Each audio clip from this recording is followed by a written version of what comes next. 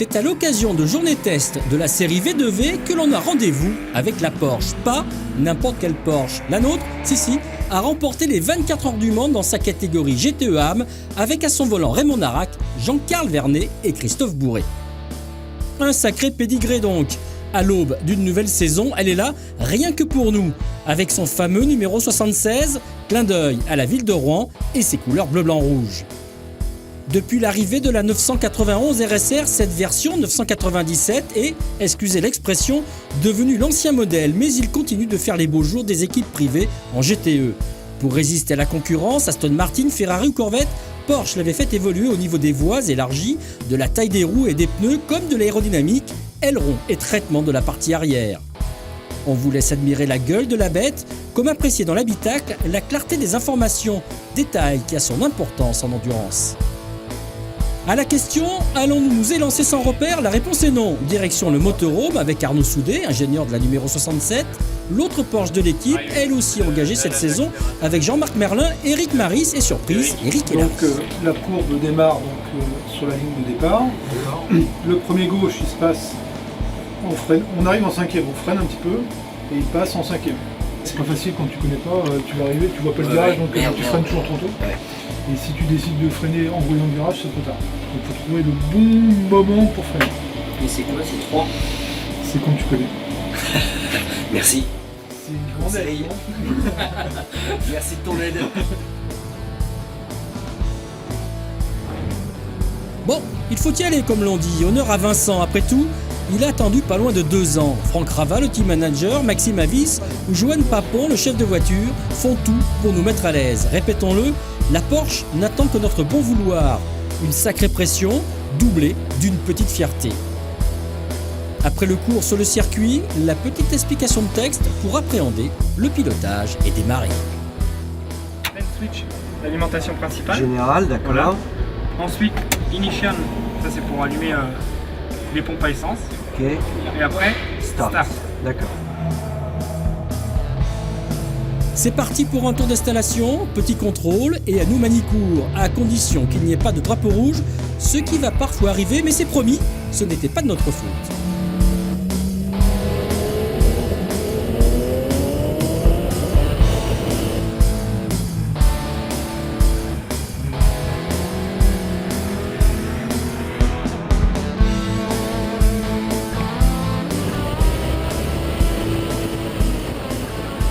Changement majeur pour cette RSR, l'adoption des palettes au volant pour sélectionner les rapports. Une sacrée amélioration pour ces pilotes comme pour les novices que nous sommes. Auparavant, il fallait être un expert pour épargner la pignonnerie de la boîte et ce passage aux palettes fut, il faut le dire, ce qui motiva notre envie de faire cet essai.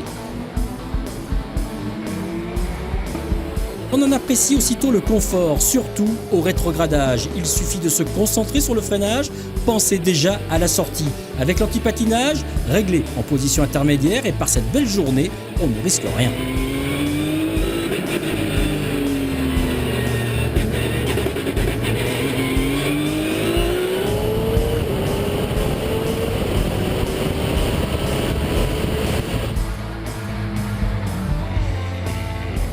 L'endurance, c'est aussi des changements de pilote, de conducteur en ce qui nous concerne. Et même là, ça ne va pas aussi vite qu'entre Jean-Carl Vernet et Raymond Narac. Normal, Vincent a comme une envie de nous faire partager son expérience.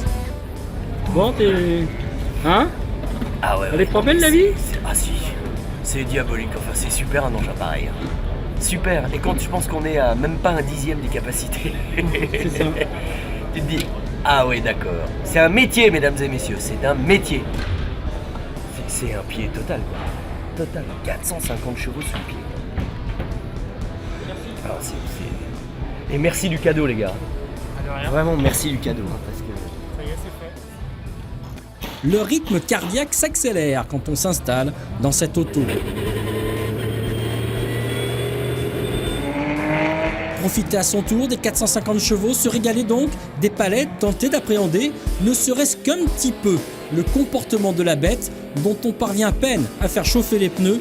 Tel est l'enjeu de ces quelques boucles d'un circuit de Mani forcément trop court.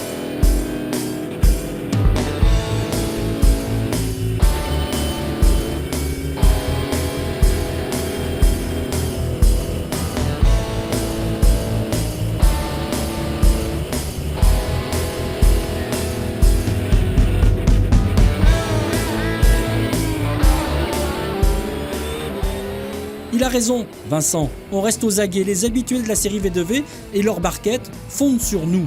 Ce qui est sympa, c'est de constater que parfois en accélération sortie de virage, on arrive à les suivre, avant de leur dire au revoir dans l'enchaînement suivant.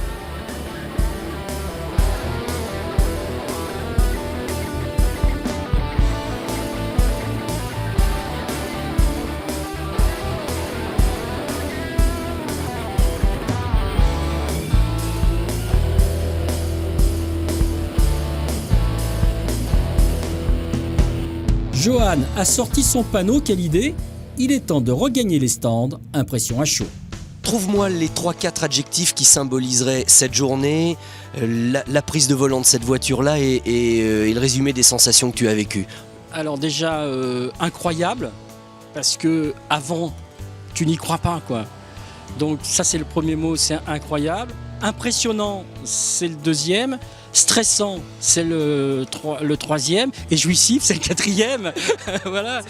Il y aurait des clés sur une voiture de course, on n'aurait presque pas envie de les rendre. La Porsche de l'équipe IMSA, elle, a eu les clés du succès en 2013 en championnat du monde et elle repart cette année pour une tournée européenne. La voiture va partir pour une saison 2014 sur un programme ELMS, donc on va changer les couleurs et préparer la voiture pour la nouvelle saison. Il va y avoir des choses de modifiées sur la voiture ou c'est vraiment ce modèle-là qui va repartir pour une année? C'est vraiment ce modèle-là qui va repartir pour une année, vu la réglementation. Après, cette voiture-là, on va repartir du châssis. Il nous reste 3 semaines maintenant pour repréparer la voiture et remettre la configuration 2014 avec une nouvelle déco et avec l'équipage Narak, Armindo et Pasquali. Ça va être un bel équipage et j'espère qu'on va faire un beau programme.